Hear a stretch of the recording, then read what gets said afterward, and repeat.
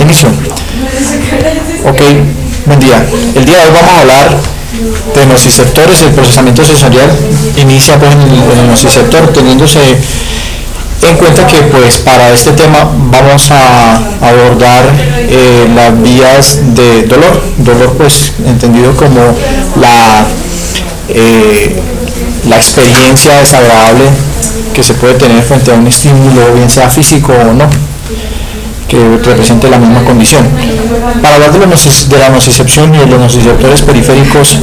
se inicia con la descripción que hizo el doctor Carl Sherrington, un médico inglés, neurofisiólogo, que en 1932 recibió el premio Nobel por describir la función de las neuronas, quien explicaba que pues el dolor se iba a percibir como una respuesta,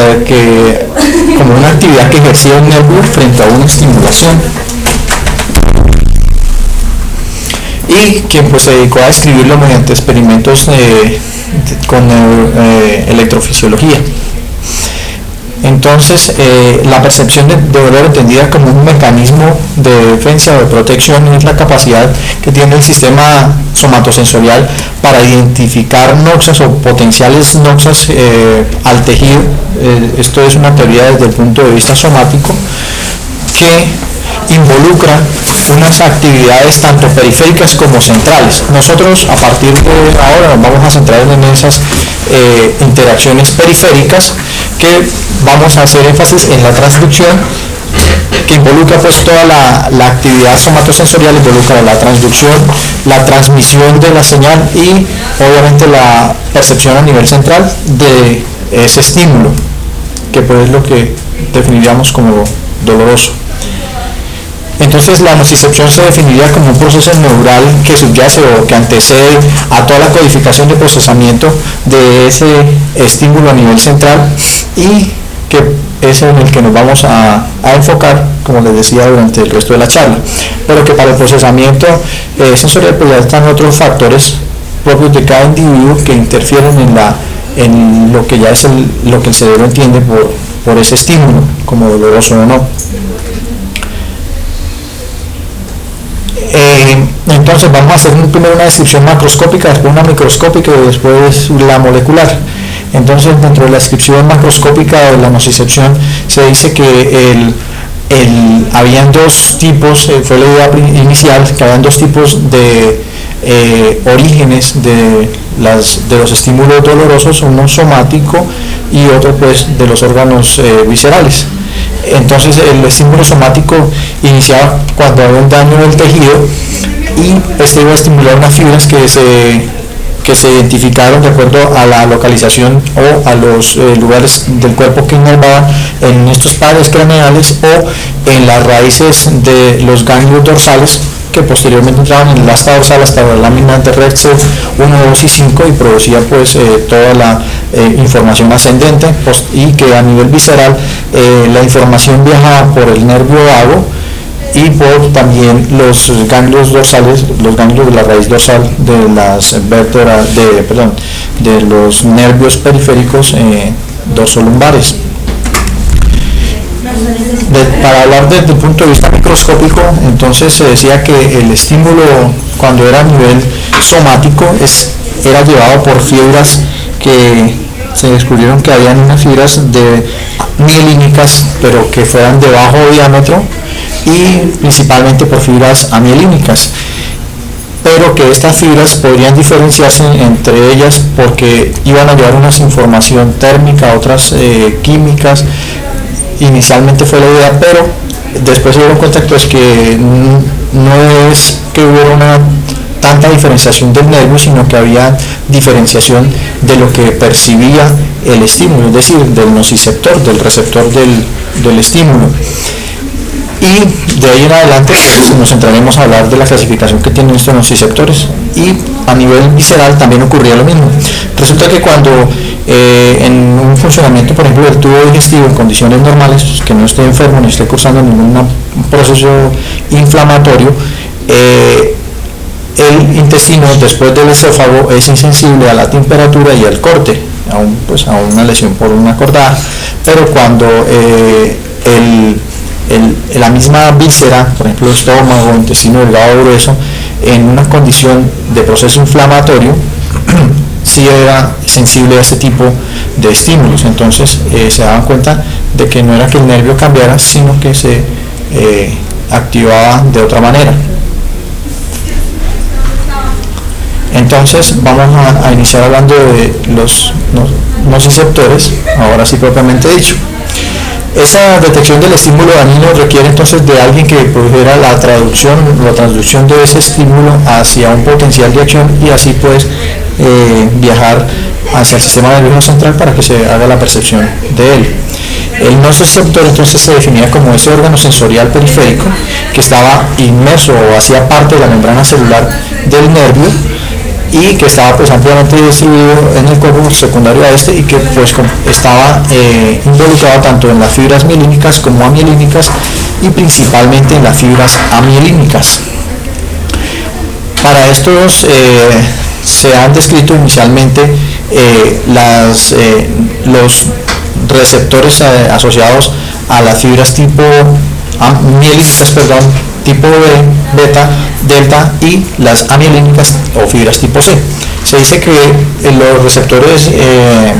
identificados para las fibras mielínicas beta son los mecanorreceptores y también igual principalmente para las fibras tipo delta. En cambio se describió inicialmente de un receptor que se le llama polimodal porque traducía señales a diferentes estímulos, bien sea químicos o físicos, y que se encontraba predominantemente en las fibras tipo C, amielínicas. Entonces decíamos que los receptores principalmente para estas vías están en las fibras tipo C, es donde el mayor número se encuentra. Se le llamaba polimodal por esas características que respondían a un amplio rango de estímulos físicos, químicos y que estaban acoplados a canales iónicos de la membrana celular de la fibra aferente. El estudio inicia con el receptor de capsaicina, que es la sustancia química, es una proteína que está en el ají y que es la que produce esa sensación de quemazón y olor, pues después de su contacto con diferentes mucosas o con incluso la piel, cuando hicieron aplicaciones de esta sustancia a nivel subcutáneo también producía dolor. Entonces el estudio fue hecho de todos estos componentes moleculares en nervios de ratas. Se le llamaba receptor polimodal por lo que ya habíamos hablado y de que estaba asociado pues a las fibras delgadas. Se encontró que la descripción pues era receptor, también recibía ese otro nombre, Vaniloid, y el primero que se escribió pues se llamó el tipo 1 y se encontró que estaba asociado a canales de calcio y que producía la entrada o aumentaba la permeabilidad de estos iones a través del canal de calcio. Pero después se dieron cuenta que también estaba asociado a otros tipos de canales de iones, principalmente el canal de sodio, pero también para la salida de potasio, y que se incrementaba con diferentes estímulos como cuando había inflamación, y ya vamos a hablar de por qué. Entonces se empezó a hablar de que se encontraban otros canales ya no identificados como BR, sino también con otras siglas de acuerdo al tipo de censo o de evaluación del medio que hacía. Se le llamó pues a canales que censaban iones ácidos cuando el pH disminuía por debajo de 6.3, se incrementaban pues obviamente la concentración de hidrogeniones, y este aumento en la concentración de hidrogeniones por canales ionotrópicos pues iba a aumentar la permeabilidad al sodio hacia adentro de la célula, lo cual producía pues la despolarización y la propagación del potencial de acción. Pero también se identificó que habían permeabilidad de los canales iónicos cuando se estimulaban con diferentes sustancias como el ATP. Entonces tenemos hasta acá que tenemos receptores polimodales entonces para estímulos físicos y para químicos. Los receptores polimodales para los estímulos físicos se definieron con estas siglas para el receptor de canales de potenciales transitorios cuando habían cambios en la temperatura, o mecánicos, pero vemos que para los mecánicos utilizaban los canales sensibles a cambios en los iones ácidos, y que se iban a estimular la entrada de iones principalmente para el sodio, pero también aumentaba la permeabilidad para el calcio. Estos son los iones, los receptores ionotrópicos que se han descrito para la temperatura, de acuerdo a las diferentes temperaturas, incluso para cuando tiene calor, frío y pues condiciones ya más extremas. Para el censo de los hidrogeniones también son diferentes entonces los receptores. Y en cambio para los canales que estaban acoplados a ligando, es decir, los que se estimulaban secundario a ligando, que se llaman metabotrópicos, eran los receptores para la respuesta química. Entonces estos eran los ligandos, iban a ser los productos generalmente de la degranulación del mastocito, de los leucocitos, de los macrófagos, pero también componentes del daño celular que hubiese ocurrido. Entonces aquí vamos a tener receptores pues para los que ya mencionamos allí, y aquí están a los principales receptores de acuerdo a los ligandos metabotrópicos que tenemos acá. Entonces tenemos entonces nociceptores que están asociados a canales ionotrópicos y metabotrópicos. Entonces, ¿cómo se producía esa neurotransmisión, ese inicio de la actividad? Después de que había una activación del canal, bien sea ionotrópico o metabotrópico, se alteraba pues la cinética del canal, aumentando en el caso del canal de sodio el influjo de este hacia dentro de la célula, lo cual pues iba a alterar el umbral, haciéndolo menor para estimularse y producirse el potencial de acción, utilizando que pues el segundo mensajero más descrito es la proteincinasa C, que pues al producir la fosforilación de sus cadenas activa pues también calcio y produce la estimulación de la célula, y va a ser la activación de expresión de los canales a nivel de la membrana. Es importante este segundo mensajero porque su proliferación está estimulada por el factor de crecimiento nervioso, que está implicado en una condición que vamos a ver posteriormente, que se llama sensibilización y después hiperalgesia, y que esa condición de sensibilización pues tiene dos orígenes. Bueno, hasta acá entonces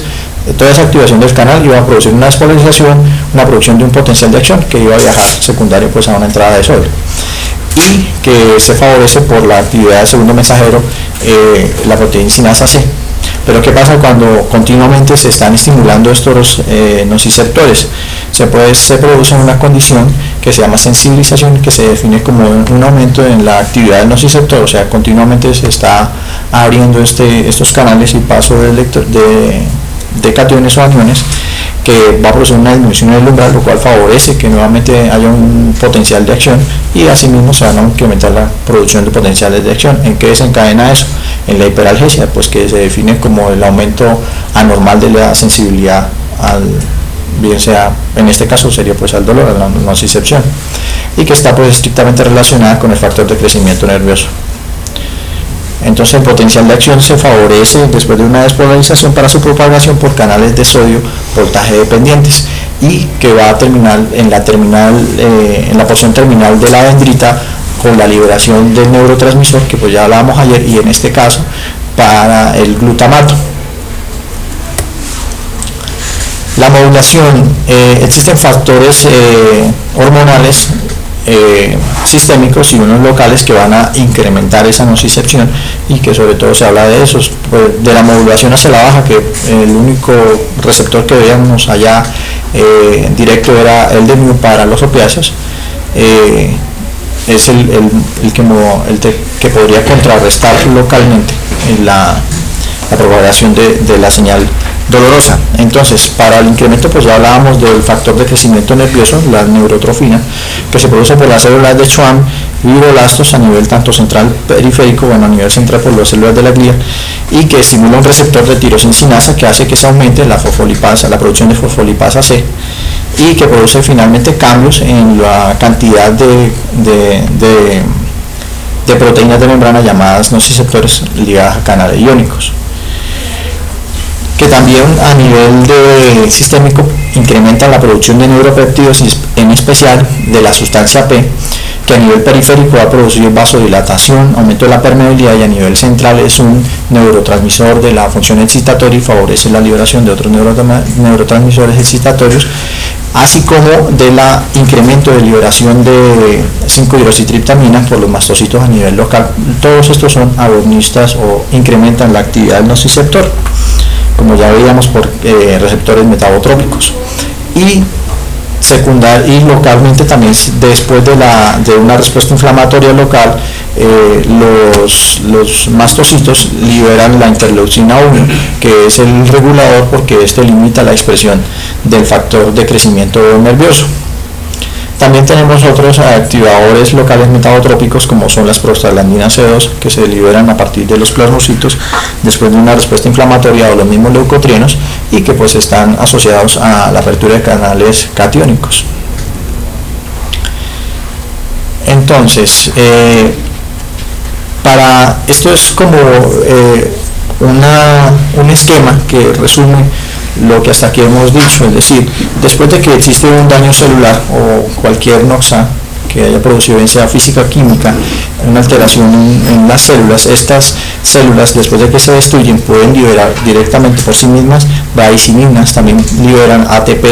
todo lo que contiene dentro de la célula, potasio, hidrogeniones, que, como ya veíamos, tienen receptores directamente en el nervio, y que pues produce la despolarización y la conducción de ese estímulo para que lo percibamos como doloroso, pero que también activa toda la respuesta inflamatoria a nivel de los mastocitos, fibroblastos, macrófagos, el neutrófilo, y que aumenta pues la permeabilidad vascular local, y pues que en últimas todo es una respuesta,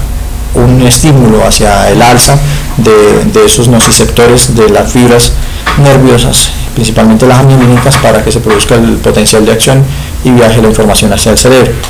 Hasta acá, entonces, lo que postula el texto es que se podrían tener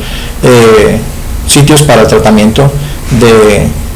del dolor, o para evitar el dolor, o sea, para prevenirlo, y cuál serían bloquear estos canales metabotrópicos para disminuir la producción de dolor. Entonces, se ha encontrado que la continua liberación de prostanoides, bien sea por la granulación del mastocito, el incremento de la sustancia P, son las condiciones que incrementan la actividad o la producción de potencial de acción, disminuyendo el umbral de despolarización de la célula, y favorece la hiperalgesia. Inicialmente se llama primaria cuando se produce a nivel nociceptor, como ya les había mostrado, y secundaria cuando se produce una alteración ya en la modulación propiamente dicha a nivel medular o central. Eso es hasta acá lo referente a la nocicepción periférica.